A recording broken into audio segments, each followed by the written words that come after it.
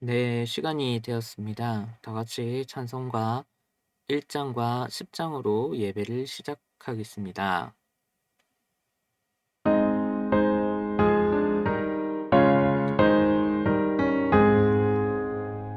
만복의 근원 하나님 온 백성 찬송 드리고 저 천사여 찬송하세 찬송 성부 성자 성령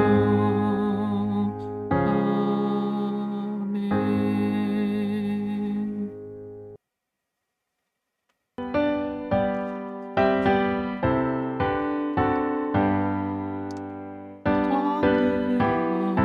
하늘나오셔서 주 이름 찬송케 하옵소서. 영광과 권능의 성부여 오셔서 우리를 다스려 주옵소서. 강생한 성자여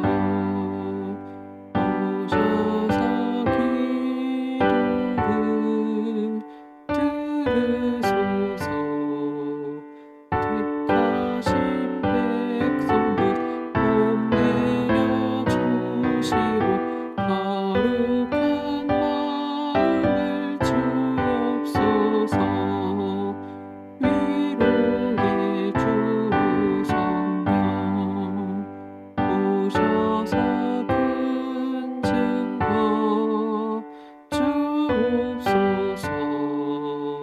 전능한 주지의 각 사람 맘에서 떠나지 마시고 계십소서.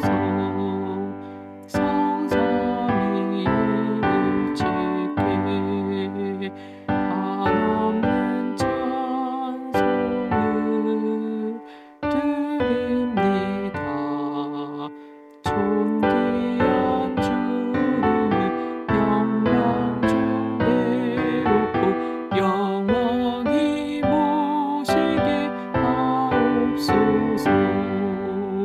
아멘.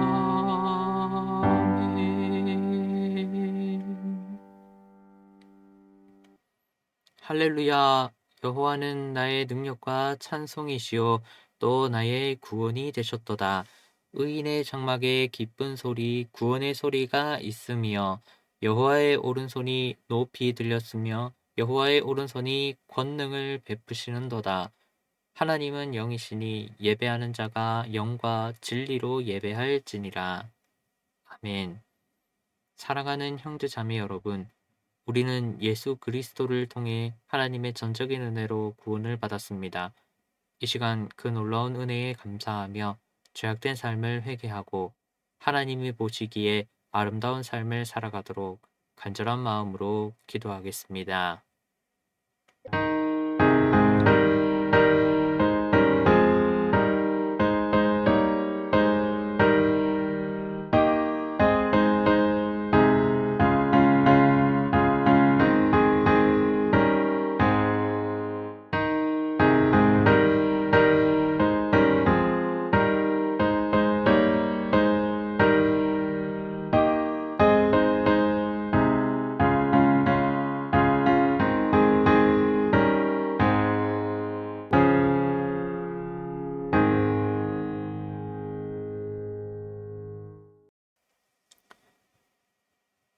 그러므로 우리는 긍휼하심을 받고 때를 따라 돕는 은혜를 얻기 위하여 은혜의 보좌 앞에 담대히 나아갈지니라.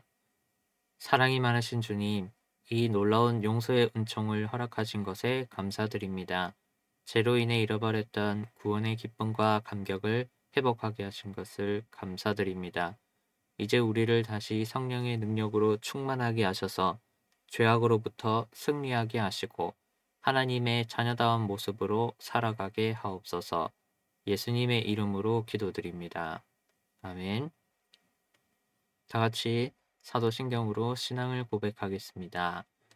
전능하사 천지를 만드신 하나님 아버지를 내가 믿사오며 그 외아들 우리 주 예수 그리스도를 믿사오니 이는 성령으로 잉태하사 동정녀 마리아에게 나시고 본디오 빌라도에게 고난을 받으사 십자가에 못 박혀 죽으시고 장사한 지 사흘 만에 죽은 자 가운데서 다시 살아나시며 하늘에 오르사 전능하신 하나님 우편에 앉아 계시다가 저리로서 산자와 죽은 자를 심판하러 오시리라.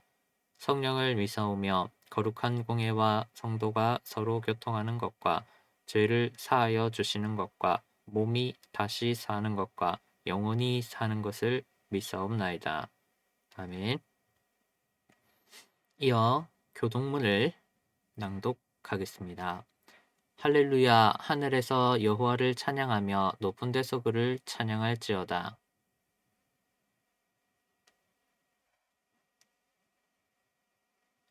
해와 달아 그를 찬양하며 밝은 별들아 다 그를 찬양할지어다.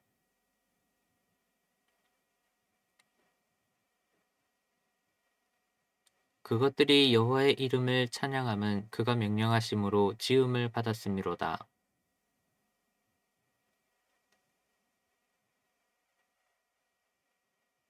여호와의 이름을 찬양할지어다. 그의 이름이 홀로 높으시며 그의 영광이 땅과 하늘 위에 뛰어나심이로다.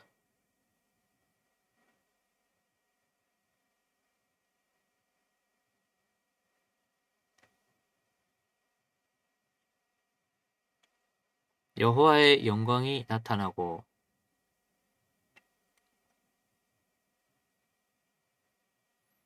베들레헴 에브라다야 너는 유다 족속 중에 작을지라도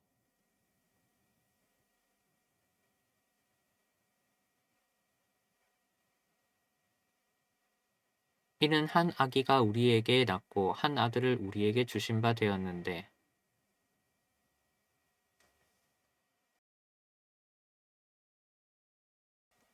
영존하시는 아버지라 평강의 왕이라 할 것임이라.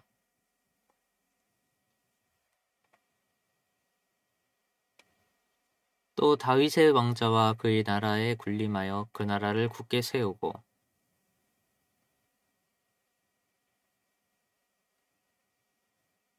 천사가 이르되 무서워하지 말라. 보라 내가 온 백성에게 미칠 큰 기쁨의 좋은 소식을 너희에게 전하노라.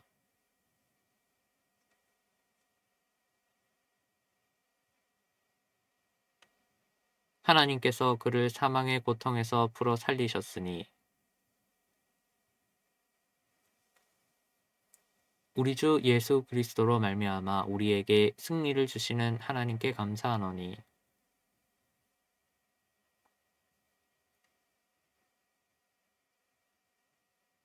이 말을 할 때에 예수께서 친히 그들 가운데 서서 이르시되 너희에게 평강이 있을지어다 하시니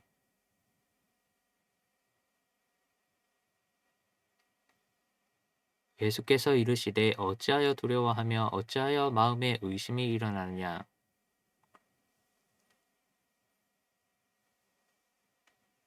영과 살은 뼈가 없으되 너희 보는 바와 같이 나는 있느니라.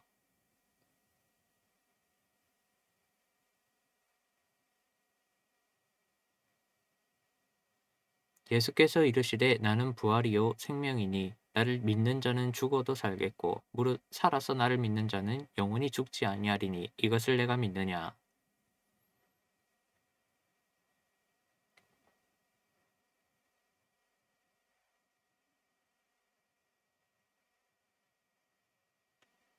그 후에 내가 내 영을 만민에게 부어 주리니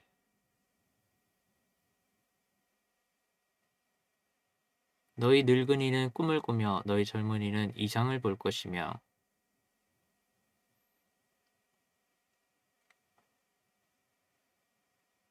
내가 이적을 하늘과 땅에 베풀리니 곧 피와 불과 연기 기둥이라.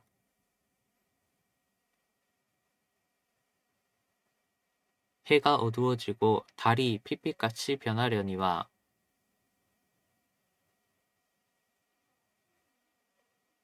이는 나 여호와의 말대로 시온산과 예루살렘에서 피할 자가 있을 것이며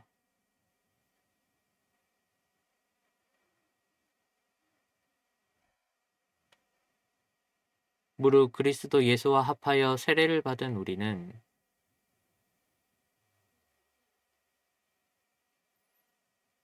그러므로 우리가 그의 죽으심과 합하여 세례를 받음으로 그와 함께 장사되었나니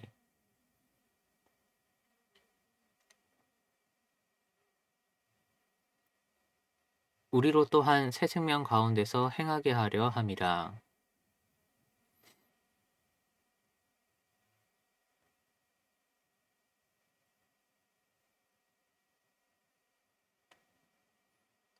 우리가 알거니와 우리의 옛사람이 예수와 함께 십자가에 못 박힌 것은 죄의 몸이 죽어 다시는 우리가 죄에게 종노릇하지 아니하려 함이니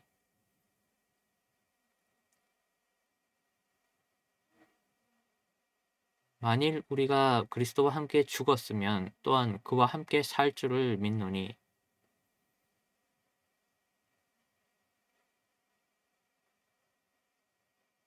사망이 다시 그를 주장하지 못할 줄을 알미라.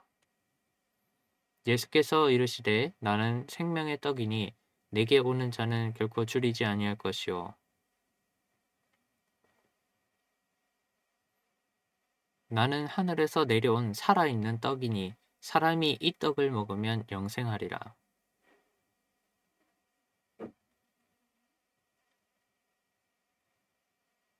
내 살을 먹고 내 피를 마시는 자는 영생을 가졌고 마지막 날에 내가 그를 다시 살리리니 내 살을 먹고 내 피를 마시는 자는 내 안에 거하고 나도 그의 안에 거하나니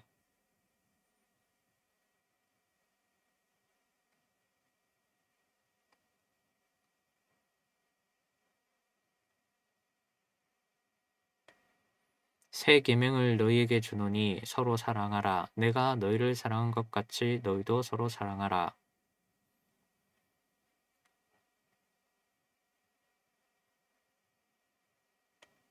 또 내가 새 하늘과 새 땅을 보니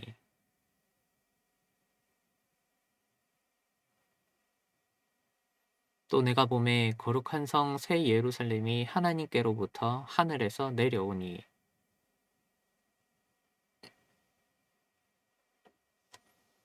내가 들으니 보좌에서 큰 음성이 나서 이르되 하나님이 그들과 함께 계시리니 그들은 하나님의 백성이 되고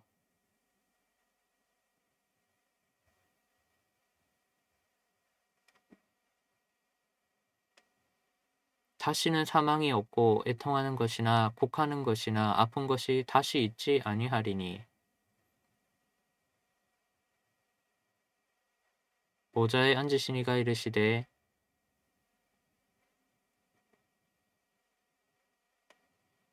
할렐루야 그의 성소에서 하나님을 찬양하며 그의 능하신 행동을 찬양하며 나팔 소리로 찬양하며 소고치며 춤추어 찬양하며 큰 소리 나는 재금으로 찬양하며 호흡이 있는 자마다 여호와를 찬양할지어다. 할렐루야. 아멘. 오늘 주시는 하나님의 말씀은 디도서 2장 6절에서 10절입니다. 디도서 2장 6절에서 10절입니다.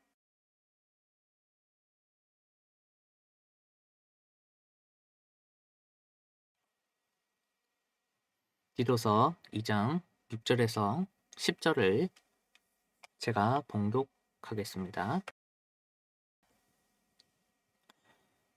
너는 이와 같이 젊은 남자들을 신중하도록 권면하되 범사에 내 자신이 선한 일에 본을 보이며 교훈에 부패하지 아니함과 단정함과 책망할 것이 없는 바른 말을 하게 하라.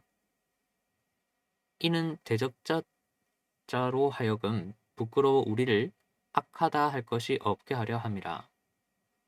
종들은 자기 상전들에게 범사에 순종하여 기쁘게 하고 거슬러 말하지 말며 훔치지 말고 오히려 모든 참된 신실성을 나타내게 하라. 이는 범사에 우리 구주 하나님의 교훈을 빛나게 하려 함이라. 아멘.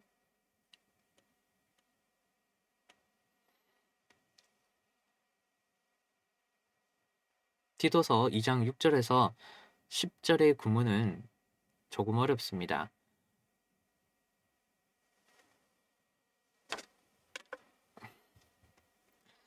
이는 주절과 종속절의 관계가 복잡하고 또 특정 단어에 신학적이면서도 또 헬라적인 의미가 중첩되기 때문입니다. 이러한 복잡함은 해석자에 따라 본문을 다양하게 해석할 수 있는 여지를 낳습니다.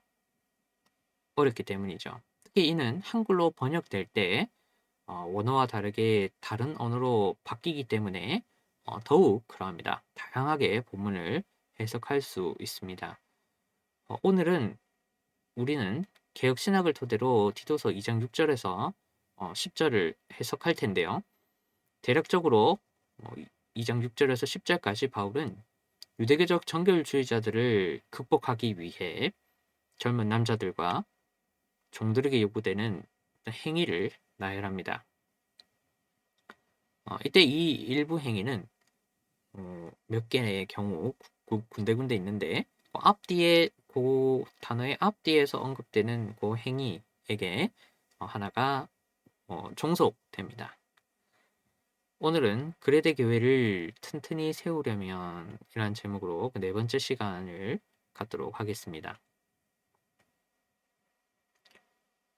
바울은 디도서 2장 1절에서 10절까지 그레데 교회 구성원들에게 유대교의 가르침을 따르는 내부자들에 맞서기 위해서 몇 가지 구체적인 행위를 그레데 교회 구성원들에게 알려줍니다. 바울은 유대교적 정결주의자들로부터 승리하기 위해서 그레데 교인들에게 구체적인 행동의 변화를 요구합니다. 이것은 유대교적 정결주의자들과는 비교할 수 없는, 나아가 그들을 굴복시킬 수 있는 높은 수준의 행동적인 진보입니다. 바울은 이러한 일련의 행위를 신앙의 증거 또는 믿음의 열매로 설정해서 그레데 구성원들에게 당연히 해야 하는, 마땅히 요구할 수 있는 것으로 표현합니다. 그중 오늘은 2장 6절에서 10절을 다루겠습니다. 먼저 6절입니다. 6절의 젊은 남자는 가정이 있는 젊은 남자입니다. 결혼을 한 것이죠. 바울은 디도가 젊은 남자들에게 모든 면에서 신중히 행동해야 함을 권해야 한다고 말합니다. 개역개정 성경 6절의 번역은 수정되는 게 좋습니다. 이 개역개정 성경 7절에 보면 범사에라는 단어가 있는데 이 범사에라는 단어는 7절뿐만이 아니라 6절에도 적용이 됩니다. 즉 젊은 남자들에 관한 바울의 요구는 하나입니다.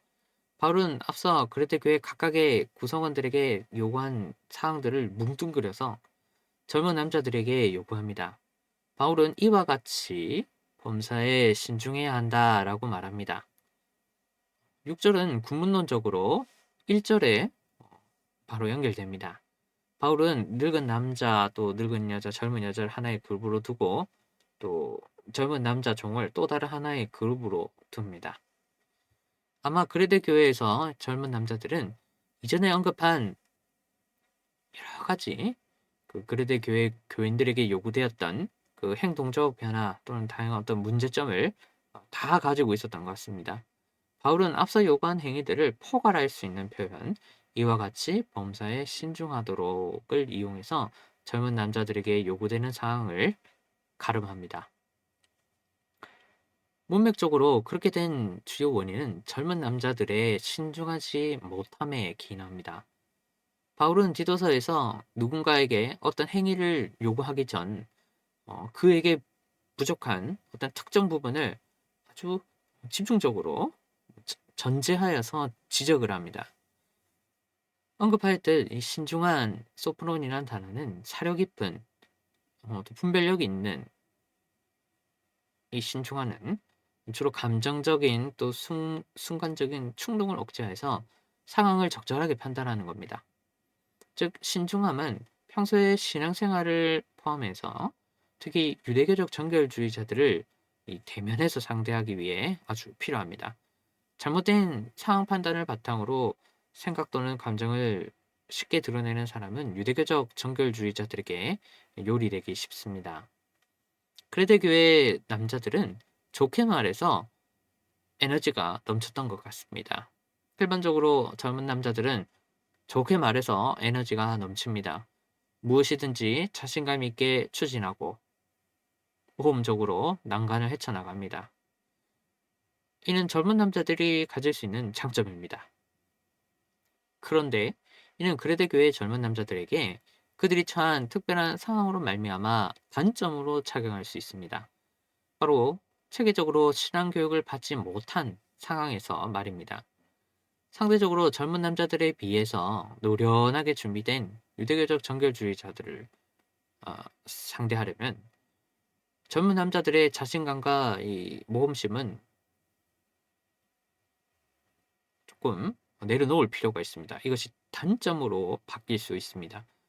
젊은 남자들은 감정적 또는 순간적 충동을 억제하여서 적절히 상황을 판단해야 합니다. 섣불리 유대교적 정결주의자들을 상대하다가 낭패를 볼 수 있습니다. 참된 신앙에 관해 의심과 또 동요가 일어날 수 있습니다. 실로 유대교적 정결주의자들은 젊은 남자들에게 나름대로 준비되고 또 나름대로 조직화된 교묘한 궤변을 늘어놓을 수 있습니다. 그들은 자신감과 모험심만으로 유대교적 정결주의자들을 제압하기는 어렵습니다. 그들을 제압하려면 체계적인 신학적 배움을 바탕으로 신중하게 행동해야 합니다. 이후 7에서 또 8절 상반절까지 바울은 디도가 그레데 교회 목회자로서 젊은 남자들이 유대교적 정결주의자들에게 대항할 수 있도록 보훈을 보여야 한다고 말합니다. 바울에 따르면 디도는 젊은 남자들에게 몇 가지에 대해서 신앙적으로 솔선수범해야 언어적으로나 행동적으로나 모범을 보여야 합니다. 바울에 따르면 디도의 모범은 젊은 남자들을 변화시킵니다. 물론 디도가 보여줘야 할 모범은 젊은 남자들에게 요구되는 행위입니다. 젊은 남자들이 그 해당하는 부분이 굉장히 약했던 것 같습니다. 젊은 남자들은 디도로부터 범사에 선한 일에 본을 보이며 또 교훈에 부패하지 아니함과 또 단정함과 책망할 것이 없는 바른 말을 범사에 선한 일에 본 그런 것들을 배워야 합니다. 첫째 구체적으로 디도는 이 젊은 남자들에게 선한 일의 본을 보여야 합니다. 이 선한 일은 언급하였듯이 궤변을 늘어놓을 수 있는 이 유대교적 정결주의자들에게 맞서 변론할 수 있는 어떤 상식적인 철학을 갖추는 것, 또 유대교적 정결주의자들과 그런 대면 상황을 피리할 수 있는 생활 요령을 테크닉을 갖추는 겁니다. 그것이 선한 일이죠. 본문에서 문맥적으로 그렇습니다. 디도는 그동안 목회자로서 단연간 다양한 교회를 에베소 교회나 여러 헬라 교회를 담당하며 그 경험함에 쌓아온 유대교적 정결주의자들을 상대하는 지혜와 지식을 젊은 남자들에게 보여줘야 합니다. 관련하여 디도가 유대교적 정결주의자들을 직접 상대하는 그런 상황을 떠올릴 수 있습니다. 둘째, 구체적으로 디도는 젊은 남자들에게 교훈에 부패하지 않음을 보여줘야 합니다. 이것은 건전함 또는 단일함으로 번역할 수 있는데요. 이는 하나님에 대한 신앙을 전제로 하나님이 인간에게 명령하신 것을 꾸준히 따르는 겁니다. 디도는 일관성 있는 신앙인으로서의 모습을 젊은 남자들에게 보여줘야 합니다. 어, 반대되는 단어로 교훈에 부패하다라는 표현은 처음에 하나님의 말씀을 순전하게 따랐지만 시간이 지남에 따라서 임의로 하나님의 말씀을 변질시켜서 따르는 겁니다. 어, 예를 들어서 신명기 4장 16절에서 이스라엘 백성이 그 신의 산에서 하나님을 가시적인 우상으로 제작해서 그것을 섬기는 하나님 말씀대로 잘 따라오다가 신의 산에 갑자기 송아지를 만드는 금송아지를 만드는 그런 바꿔서 따르는 거죠. 그런 상황과 또 역대장 10장 13절에서 사울 왕에 대해서 사울 왕이 하나님 잘 섬기다가 갑자기 말을 조금씩 바꾸죠. 제사장 없이 임의로 제사를 드려도 되는 것으로 막 자꾸 몰아가고 접신한 자에게 미래를 묻고 헤렘 다음에 나눌 텐데 헤렘한 물건을 빼돌리는 자기 것으로 삼는 그런 것을 묘사하는 상황에서 사용됩니다. 즉 디도는 목회자이기 이전에 신앙인으로서 한결같이 하나님께 순종하는 모습을 보여줘야 합니다. 실제 구체적으로 디도는 젊은 남자들에게 셈노테스 단정함으로 번역되었는데 이것을 보여줘야 합니다. 이는 신앙인으로서 드러낼 수 있는 어떤 존경 또는 진지, 위험에 해당합니다. 디도는 존경스럽게 또는 진지하게 또는 위험 있게 목회 생활 또 일상생활을 감당해야 합니다.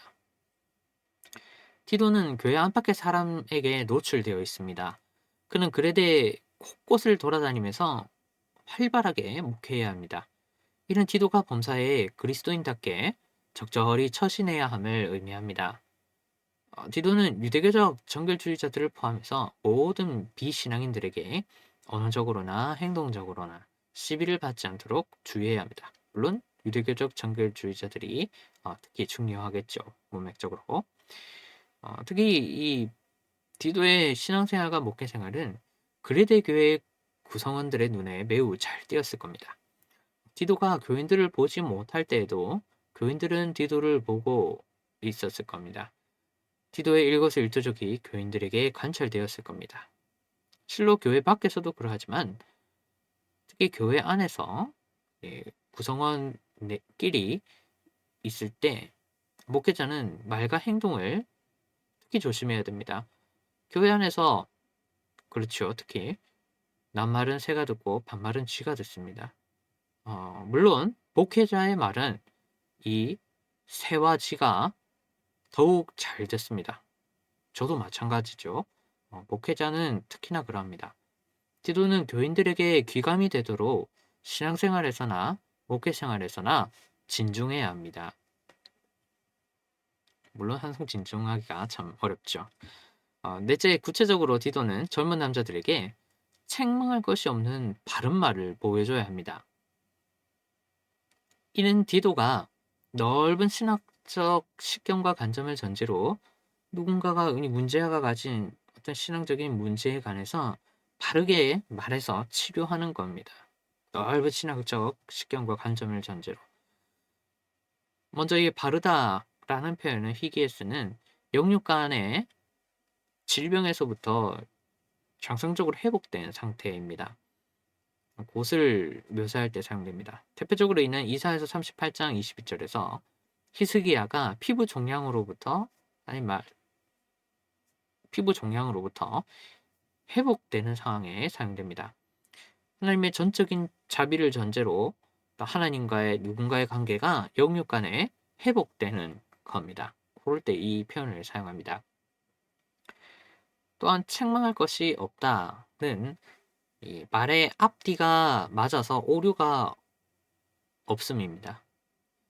디도는 체계적이고 넓은 신학적 식견과 관점을 바탕으로 항상 조리 있게 말해야 합니다. 디도는 허술한 신학을 바탕으로 아무렇게나 또 임기응변식으로 누군가가 가진 신앙의 문제점에 대해서 훈계하지 않아야 합니다. 디도는 문제아들이 변화되어야 할 부분을 정밀하고도 또 체계적으로 지적 및 교정해야 합니다. 디도는 유대교적 정결주의자들로부터 특히나 꼬투리를 잡힐 만한 물론 아무렇게 또는 임기응변식의 훈계, 지적을 하지 않도록 주의해야 합니다.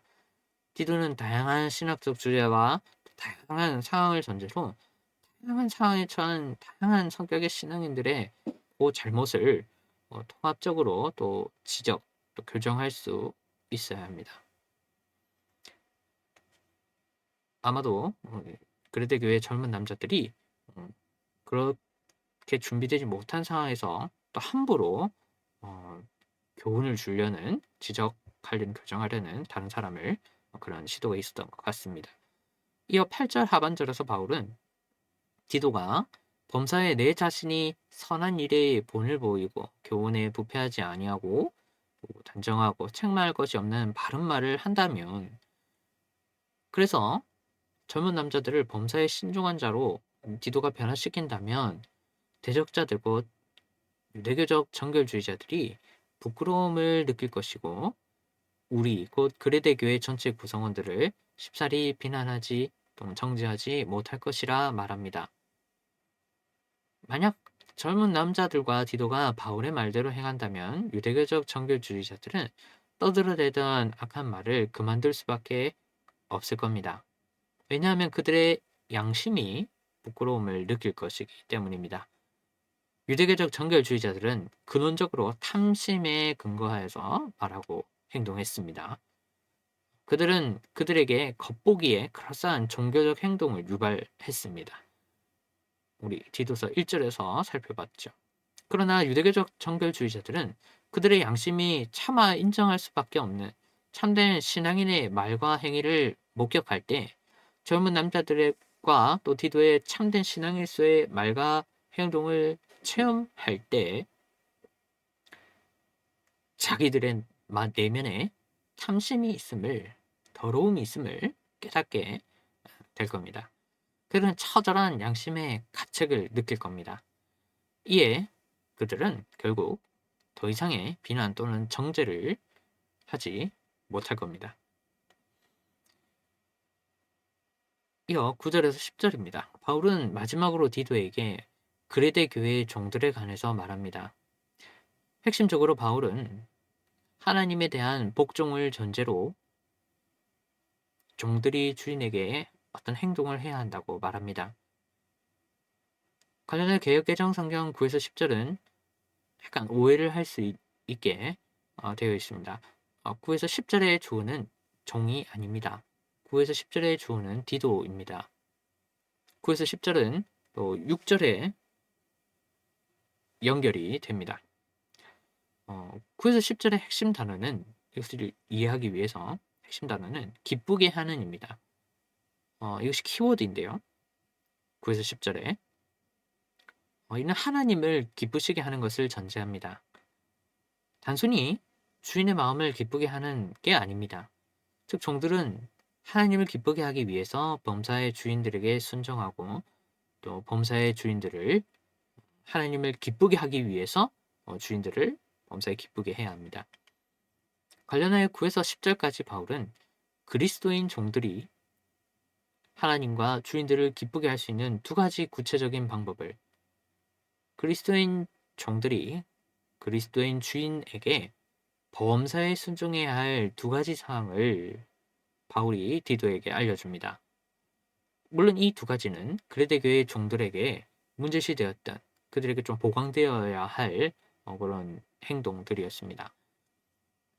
첫 번째로 디도는 종들에게 거슬러 말하지 않도록 가르쳐야 합니다.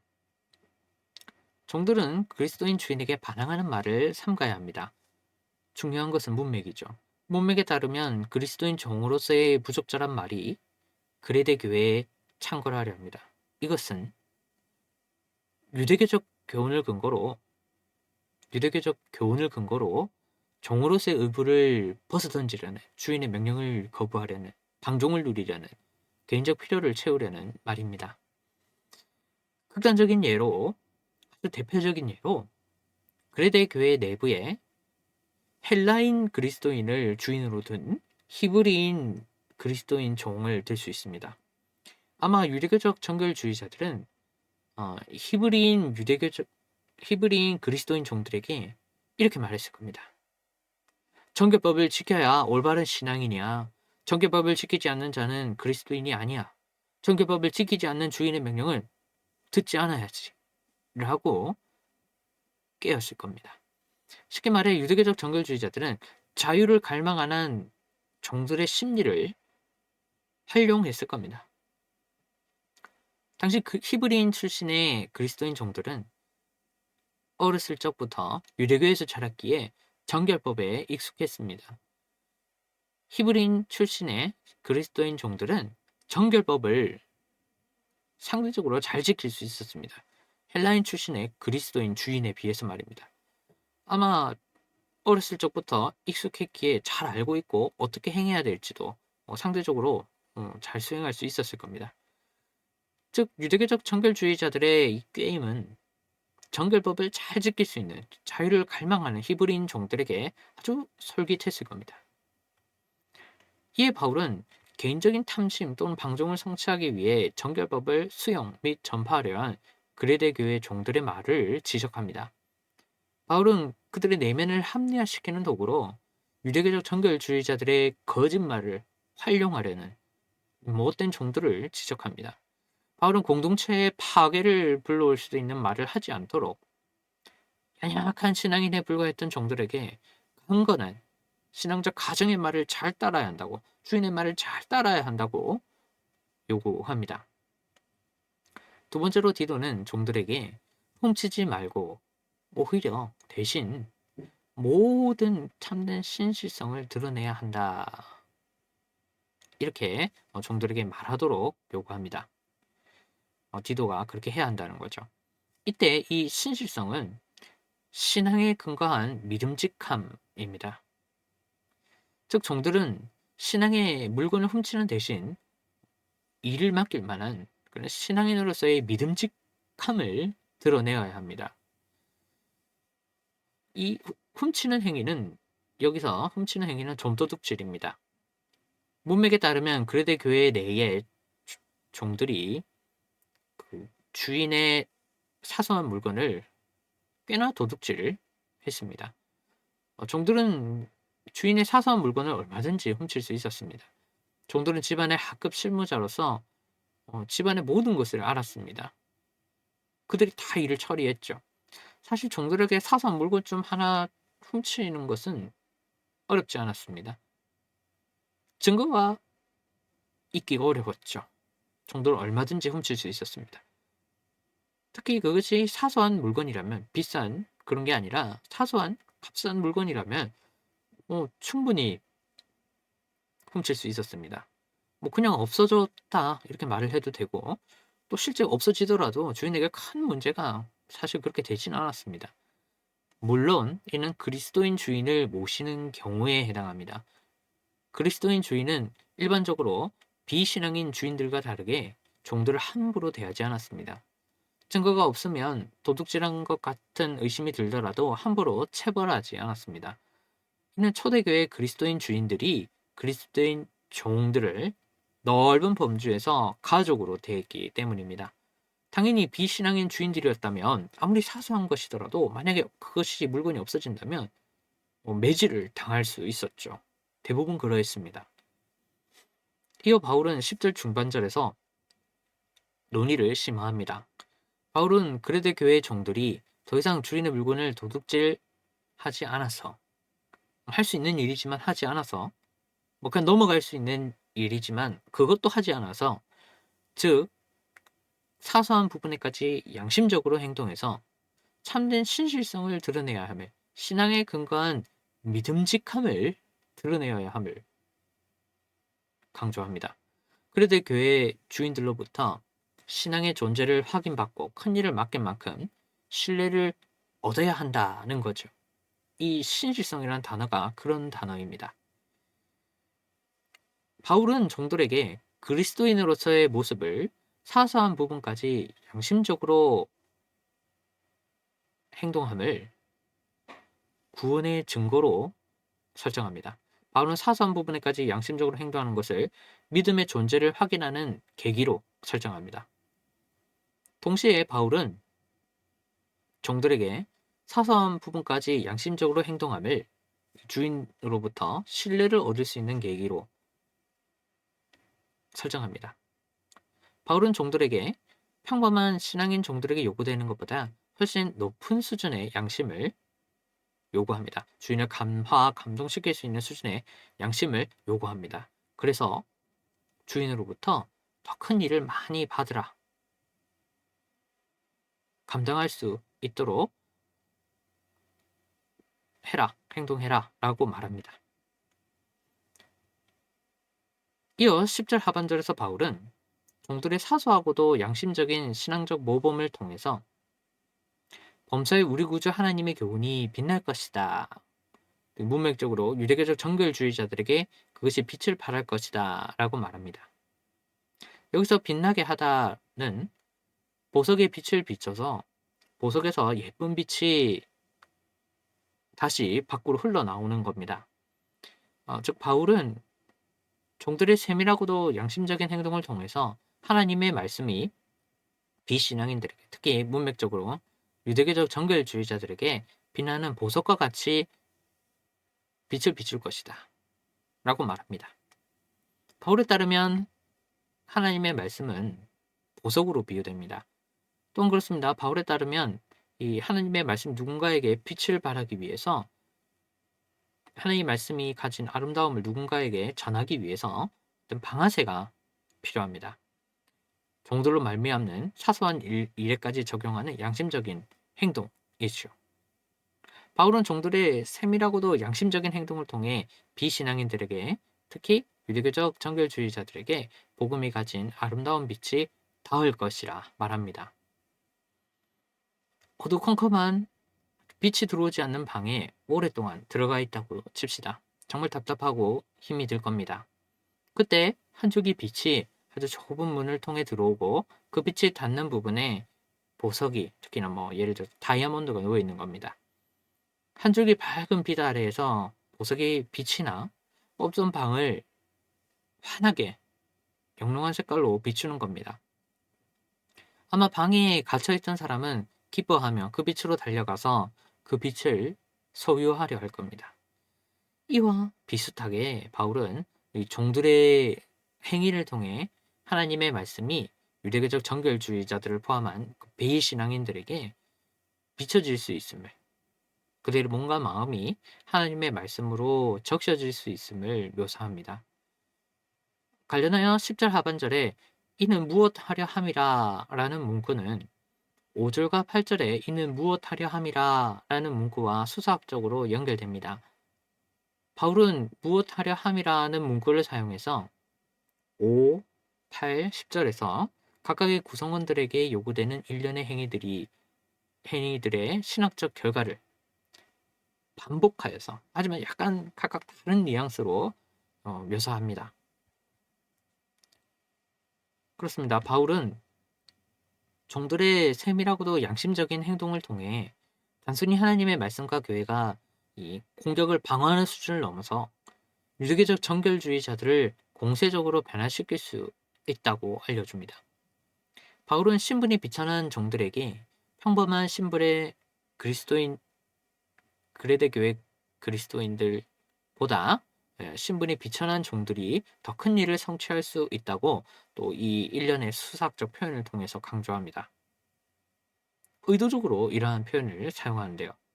바울은 종이라는 신분을 존귀하게 만들려고 합니다. 다른 계급에 비해서 일부러. 바울은 종들에게 그들의 신분으로 말미암아 특별하고도 존귀한 신학적 결과를 창출할 수 있음을 강조합니다. 왜 그렇게 할까요? 왜 바울은 일부러 종들에게 이러한 수사학적 표현을 사용할까요? 네, 이는 바로 교회 안에 존재하는 그 여러 부류에게 바울이 제안한 일련의 행위에 도전적으로 참여하도록 유도하기 위함입니다. 바울은 수사학적 기법을 통해서 암묵적으로 그레데 교회 교인들에게, 이 대적들, 유대교적 정결주의자들에게 특히나 하나님의 말씀을 전할 수 있다고 선전합니다. 이런 것이죠. 바울의 말을 듣고, 이 말을 듣고 그레데 교회 교인들이 아니 종들도 이런 결과를 낼 수 있구나. 나도 한번 해봐야 되겠다. 나도 나에게 요구되는 행위를 좀 드러내야 되겠어. 그리고 엄청난 결과를 얻어내야 되겠어. 적들을 변화시킬 수 있는 그런 결과를 내가 한번 낳아 보겠어. 라는 반응을 유도합니다. 바울은 수사학적 기법을 사용하여 종들에게 뒤처지 않아야 함을 평범한 신분의 그레데 교회 구성원들에게 암묵적으로 요구합니다. 네, 어떻게 보면 아주 거창한 듯이 그동안 많이 다루었지만 어떻게 보면 한편으로 바울이 그레데 교회인들에게 요구하는 행위들은 아주 소소한 것들입니다. 바울은 성숙한 신앙인이 아니라 세상 문화에 더 익숙했던 이 그레데 교회 공동체에게 적절한 수준을 행하기 쉬운 수준을 요구합니다. 바울은 실천하기 쉬운 행동들만, 소소한 행동들만 언급합니다. 사실 이들은 별 것이 아닙니다. 대표적으로 술은 마시면 안 마시면 되는 것이죠. 술은 그냥 안 마시면 되는 겁니다. 어렵지 않습니다. 다른 거 마시면 되죠. 모함은 하지 않으면 되는 겁니다. 다른 사람에 대해서 함부로 그냥 말하지 않으면, 생각하지 않으면 되는 겁니다. 신중해야 한다는 것은 굉장히 어렵게 나오는데 되게 막 철학적으로 나오는데, 그래서 그냥 차분하면 된다는 겁니다. 생각을 좀 더 하면 되는 것이죠. 성질을 좀 죽이면 되는 것입니다. 물건은 훔치지 않으면 되는 겁니다. 남의 물건 손 안 대면 되는 거죠. 내 거 아니면 내 것만 만지면 되는 겁니다. 아주 쉬운 행동들입니다. 네, 그레데 교회 교인들은 일련의 소소한 행동적 변화, 신앙의 열매를 통해서 비신앙인들로부터, 특히 이 유대교적 정결주의자들로부터 하나님의 말씀과 교회 공동체가 비방을 받지 않고, 나아가 특히나 그 유대교적 정결주의자들에게 감화 감동을 주어서 참된 신앙인으로 변화시킬 수 있습니다. 아주 행하기 쉬운 일들을 통해서 말입니다. 말씀을 맺겠습니다. 디도서 2장 1절에서 10절까지 바울은 그레데 교회의 참된 신앙인들의 행위적 변화로 주위의 비신앙인들을, 특히 유대교적 정결주의자들을 침묵시키고 나아가 그들에게 신앙적으로 변화를 이끌어낼 수 있다고 강조합니다. 그 중에서 오늘은 2장 6절에서 10절을 살펴봤습니다.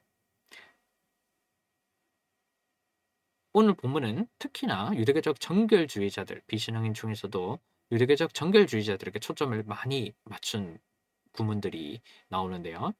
먼저 바울은 디도가 젊은 남자들에게 가르쳐야 할 내용, 모든 일에 신중해야 함을 지적하되, 특히 디도가 젊은 남자들을 목회함에 있어서 범사에 선한 일에 본을 보이고 교훈에 부패하지 않고 단정하고 책망할 것이 없는 바른 말을 해야 한다고 바울은 말합니다. 디도에게.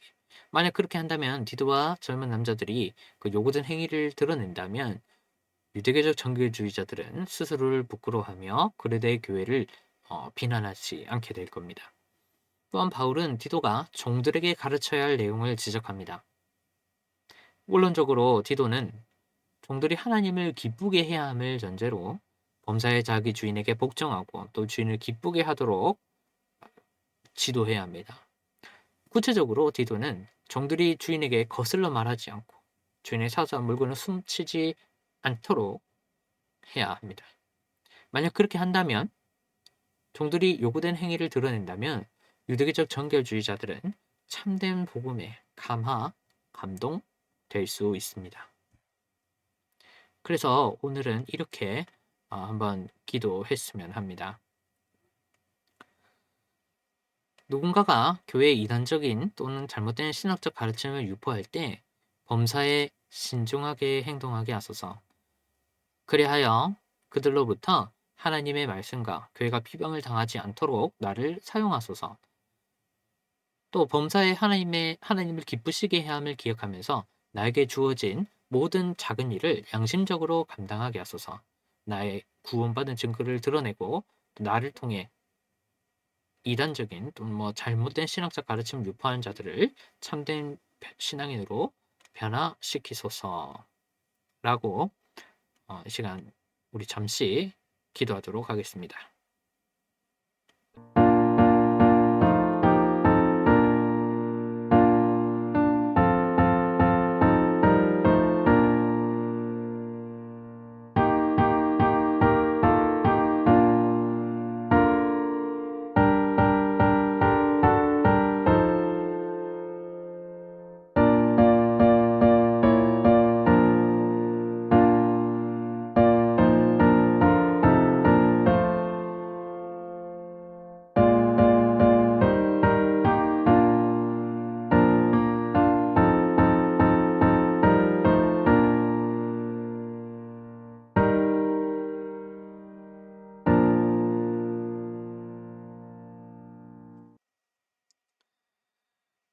하나님, 누군가가 교회의 잘못된 신앙적 가르침을 유포할 때 범사에 신중하게 행동하게 하소서.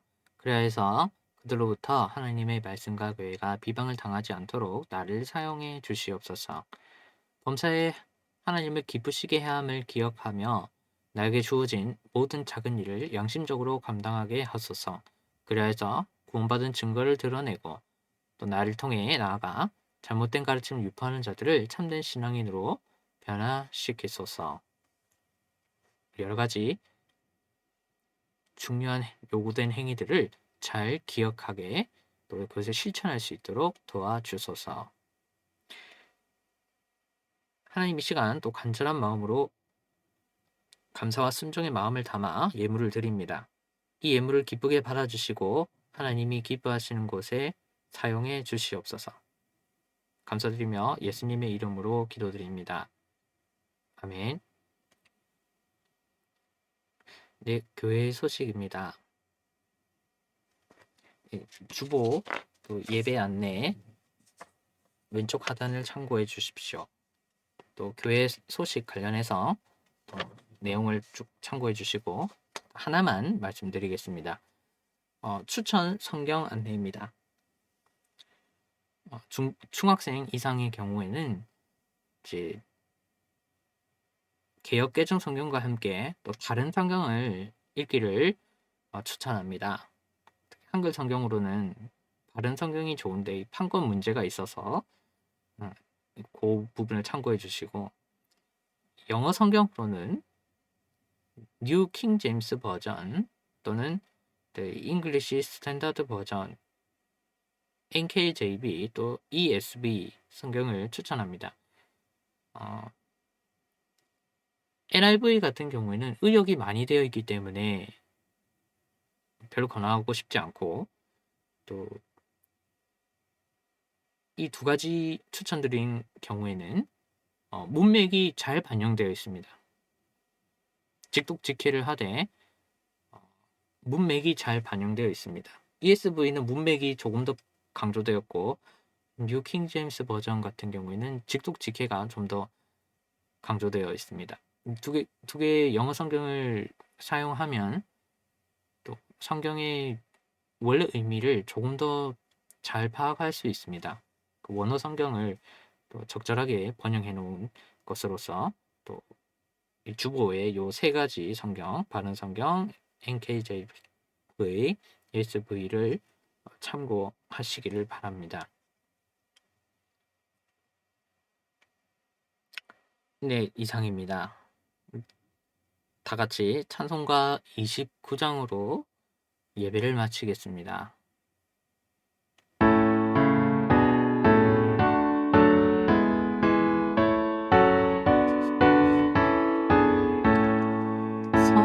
성도여 다 함께 할렐루야 아멘 주 찬양하여라 할렐루야 아멘 주 보좌